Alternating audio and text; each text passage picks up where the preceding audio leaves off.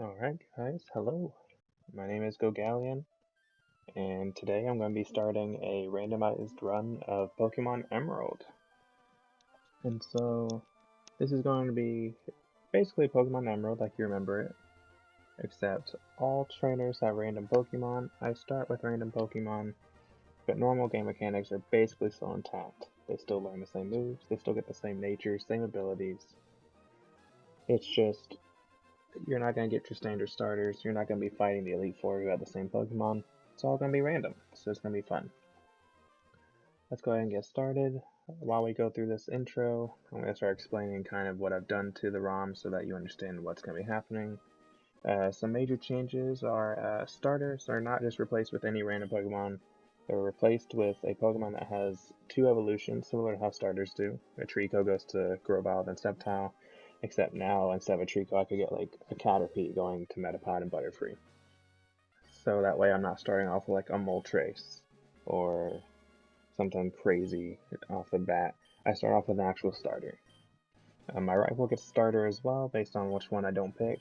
And I have it set that they'll keep that starter throughout the game, so hopefully they'll have a consistent Pokemon I can count on each time.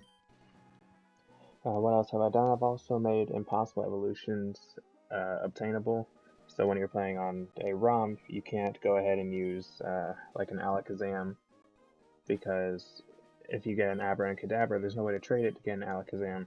Now any Pokemon like that, like trade evolutions like him, Haunter, Machoke, all evolve at level 40 instead of having to be traded. So now those are possible. We're going to go ahead and go with Austin, that's my real name. And let's get this started. And if I see more things I've changed along the way, I'll let you know about them. Some things include randomizing random items found around the world. So if there's a Pokeball, it's not always going to be a Pokeball, it might be a potion, it might be a lax incense, it might be something crazy. So stuff like that I'll try to note on whenever I come up to it. But let's get this started. And right off the bat, if it wasn't random enough with all the stuff I've done, they put me in the back of a moving truck. Not in the front seat. Not traveling with my mom. No, I traveled with a stranger who drove me here, because my dad's already in the gym. So that's kind of weird. So, hey, we're in Little Root. How do we like it's our new home? Our new home is very small. Except, it's Pokemon, so the house is at like the TARDIS from Doctor Who. It's much bigger on the inside. It's so convenient, alright. Austin, your room is upstairs. Go ahead and check it out, dear. You've got it. My dad got me a new clock to mark our move here. Don't forget to set it. Alright, I'll go check the clock. Let's get that off screen.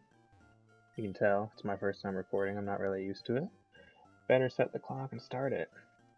Well, I'm starting this playthrough at 12:02. So let's just move that over to 2. And perfect, we are good to go. Mom, what are you doing in my room? Give me some privacy. Oh, I'm like 10. Oh, silly mom. Austin, how do you like your new room? Good, everything's put away neatly. They finished moving everything in downstairs too. Pokemon movers are so convenient. Yeah, they had Machoke down there doing the job of humans. Which, I mean, in the Pokemon world seems fine, but as long as we're cool with it.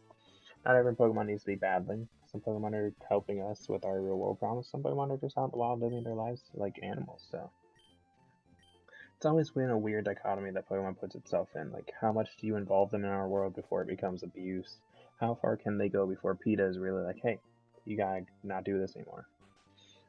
Alright, after leaving our house, we gotta go over to our neighbor's house. We gotta go talk to May. May's mom is here, questioning us because we just barged into her house. Typical Pokemon style, you know, the protagonist is allowed to go everywhere. But, everyone else just kind of stays in their little bubble unless they're important to the story. And hey, May just happened to come in after we did. This is one thing I've always been curious about. What's in that Pokeball? Is it a Pokemon? Is it an item? I'm just skipping through all this text because we've all seen it 1,000 times. I don't care to show it. Yeah, I've always wanted to know what's in this Pokeball, but I can't take it. Also, she has an orange GameCube. I had the purple one growing up, so it's cool to see that there was an orange one. I don't even know if they sold an orange one or if that's just... They probably did if they're going to put it in their own game. And after leaving May, we gotta go up here and talk to her dad because, uh-oh, Her dad seems to be in trouble. What's going on? Oh, her dad's being chased by a Zigzagoon. Also, I just realized I ran up here, but I don't have running shoes yet. Interesting. Alright, let's see our starters. First one's a Bellsprout. Ooh, Bellsprout's not bad. Grass poison typing, it gets strong. Victory Bell is pretty strong. I do still have to use a stone to evolve it, so that'll be annoying. And it does have a higher attack stat, so it's not the best until the physical split, which is not in this game. Physical special is exactly how they work still. Azurill. Ooh, Azurill. I'm not a big fan of Azurill. I'm not a big fan of the Azumarill line. Probably not going that. And Mareep. Ooh, Mareep is nice. Only one weakness in ground type. Everyone loves Ampharos. I'll probably get Azurill as my rival starter. Let's go ahead and do it. Alright. Now Mareep. It's only a Zigzagoon. And if you haven't noticed it yet, I have it set to lowercase text. I've never really liked that all Pokemon have like just full caps lock on their names. Moves are still set like that. That just kind of keeps it looking nice to me, in my opinion. But I do like having it like Zigzagoon, which is the capital Z instead of a capital everything. Unfortunately, we do only start off with Tackle and Growl. We don't have Thundershock or Spark or anything like that yet. We get 17 XP, which is very nice. It's so weird seeing the XP bar go up that high this early, because I've been playing a lot of Pokemon Emerald Kaizo, and that's a lot harder. But I wanted to take a break and just go with like a randomized version of Emerald for a bit. Alright, so Birch is surprised that we did so well, and he wants to give us the Pokemon we just used, so we get the Mareep. And this is where I get to tell you, this is going to be a Nuzlocke. So, in case you're not familiar with Nuzlocks, if Pokemon faints, it dies. It's gone for good. I tend to release them as soon as they die. That way I don't ever sit there and be like, did this Pokemon die or not? No, it's gone. And if I get to a point where I get soft locked because of no HM capabilities, and that somehow happens, then so be it. I lose because of that. Another rule, you have to nickname everything. So yes, I'm going to nickname this Mareep. Mareep's a little yellow sheep. And I'm just going to go simple yellow sheep. We're going to call him Yeep.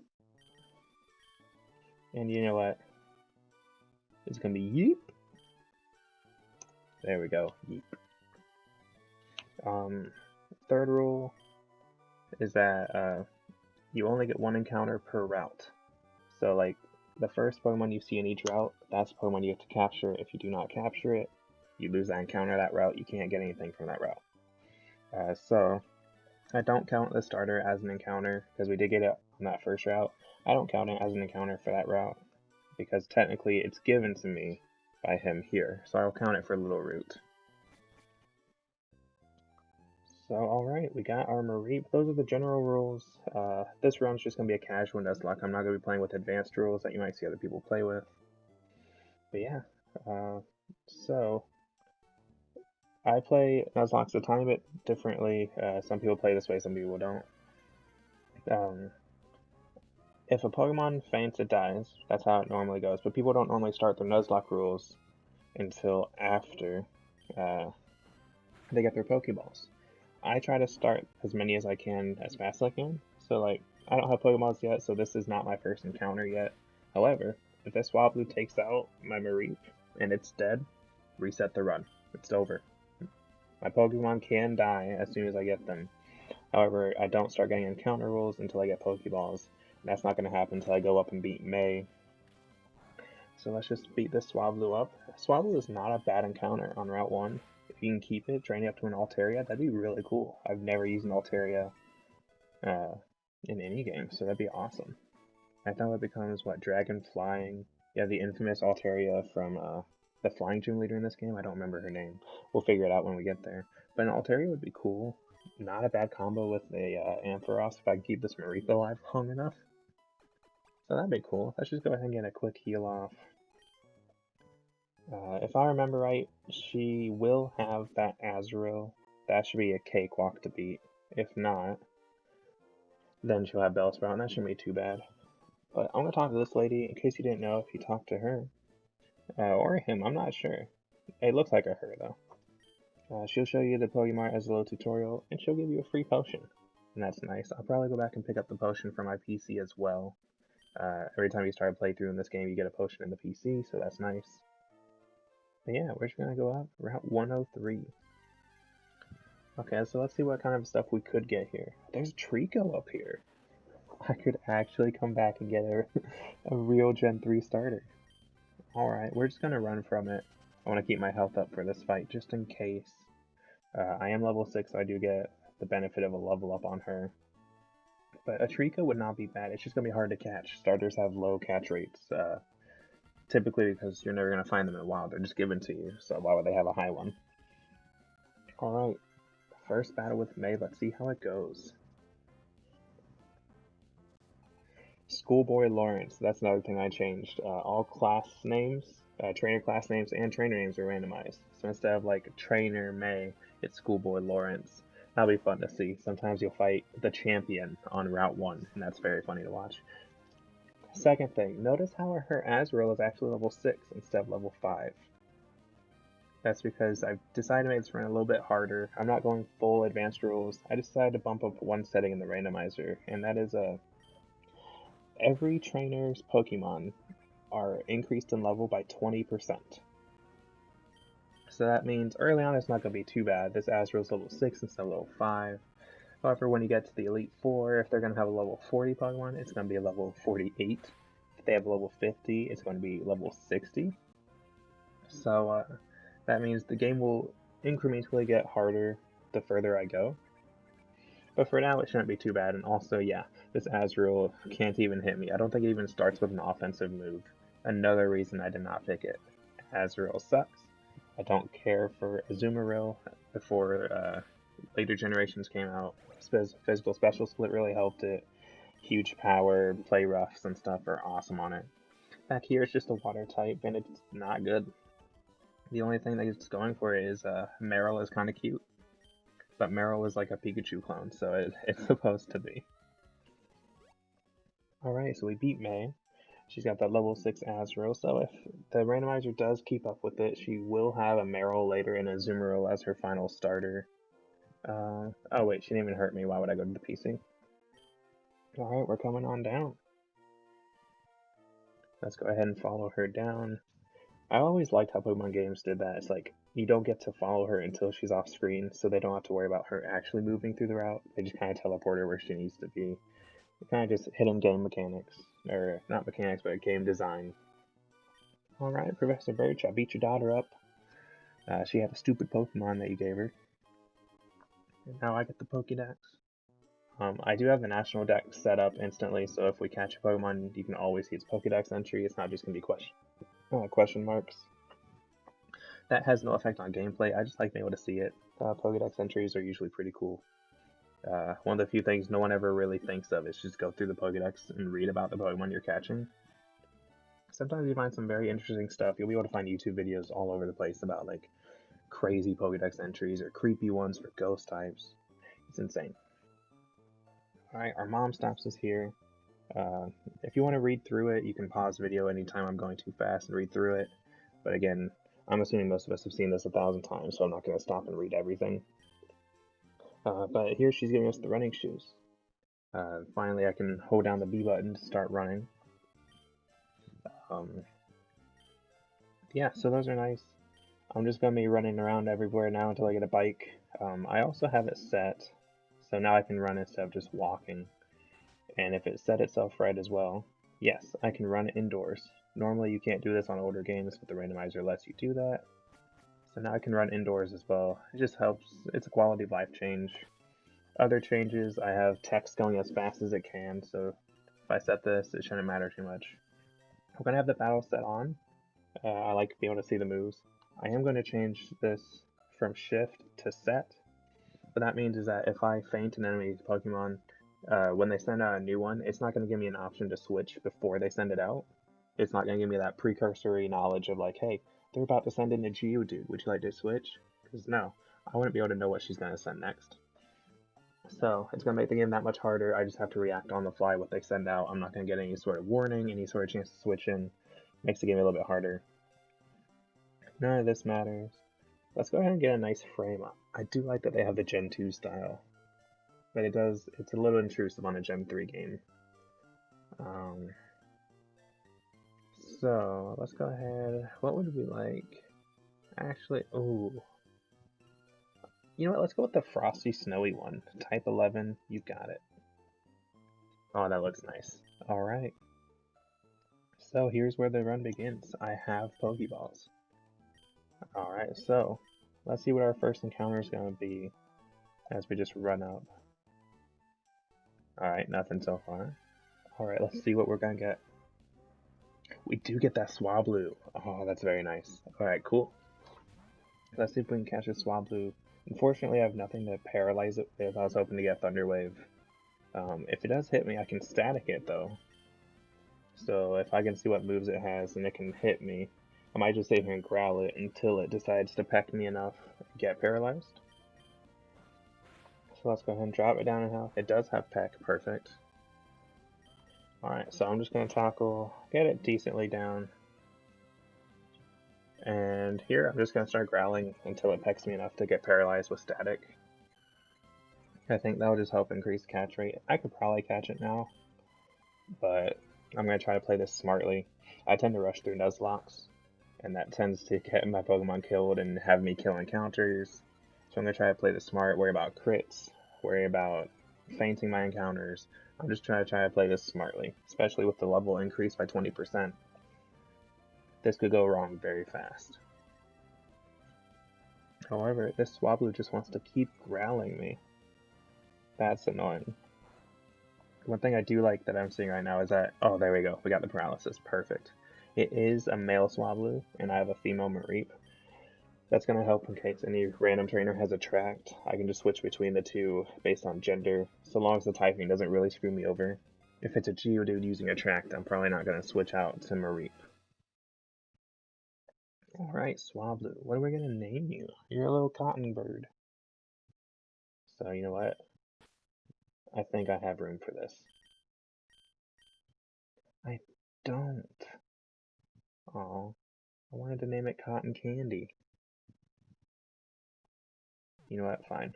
I'm gonna go with the name I actually gave to a guitar of mine forever ago. Because Swablu's blue and it's gonna stay blue when it evolves. I'm gonna name it Azure. Pretty sure that's how you pronounce it. It's how I've always pronounced it. Azure's just a shade of blue. It's a beautiful way to say it. I've always loved like different names for different shades of color. Probably because I grew up with Gen 1 games and they're all based on that. Saffron, Viridian, Vermilion.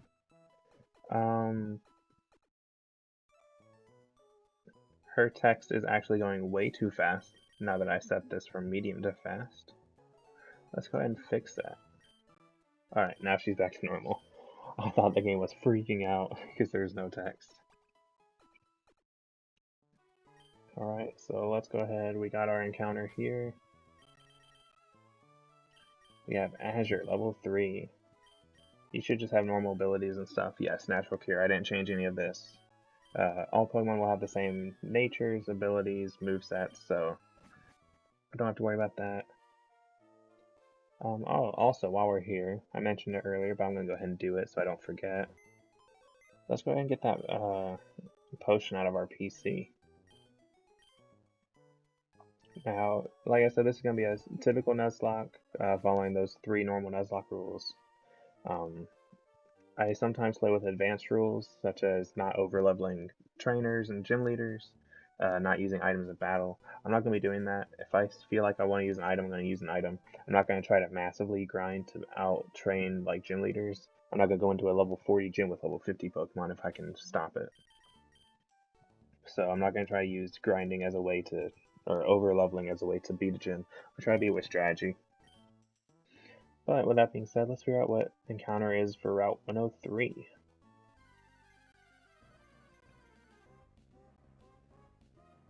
Ooh, a muck. Okay, that's a little intimidating right now. Hopefully it doesn't have anything too crazy. I'm assuming it's going to start with something like Pound. So let's go ahead and growl it. It's either got a normal or a poison type move, probably. Poison gas. Ooh, that's actually scary. Because if I get poisoned, I'm just gonna start ticking my health down. Yeah, I didn't think I'd be doing too much damage. Okay, now I hit poison gas. Luckily, it doesn't start off with toxic. Toxic, used by a poison type, bypasses accuracy checks. It always hits. It's a very scary thing to deal with. However, it's not attacking. It may only have poison gas, and if so, that makes it a worse encounter. But let's go ahead and Pokeball this. I didn't think about this. I don't have antidotes. Actually, yeah, I need to switch out. Alright, it has Harden. So I may even have a third move. But I need to switch out because if this is outside of battle, one, that's embarrassing, and two, I lose Swablu already. And I'd love to use one. It does have Pound. Okay, I'm glad I went ahead and used Growl with my Swablu. Yes, and it did pound me for the static. Perfect, that's what I wanted.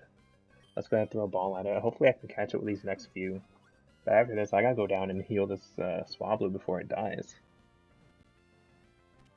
Perfect, I got Muck. Alright, so we got Muck the Sludge Pokemon, and as you see, it does get its full thing. I like it. So I'm gonna name Muck just something simple. He's just a big pile of ooze. That's a nice word. It has a Z in it. Ooze. Alright, Ooze, you're on the team. I don't have an antidote, do I? No, but I do have potions. Alright, so it's... Oh! I forgot! Natural Cure! It healed its poison when I switched it out. That's perfect! Oh, that's a great way to save me from using a potion this early. Alright, well, let's go ahead and heal up. So the team is looking strong so far. We have a Mareep, we have a Swablu, we have a Muck. Those are not bad Pokemon. No repetitive typing so far. Too weak to ground, but Swablu is immune to ground, so it's a nice switch in for those. Our biggest problem would be a rock ground type like a Geodude right now. But yeah, I think I'm going to stop it here. This has been the first episode, first video on my channel, so if you're watching this, welcome.